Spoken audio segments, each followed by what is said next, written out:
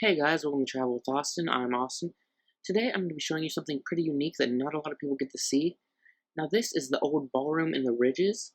Originally this was a two-story ballroom in the back of the administration building, but sometime in the 1920s it caught fire, and instead of repairing it completely, they split it into two different floors. This is now the second floor of the Kennedy Museum, where you can see some of the old columns, and most of the area is cleared out as they are planning renovations in the area.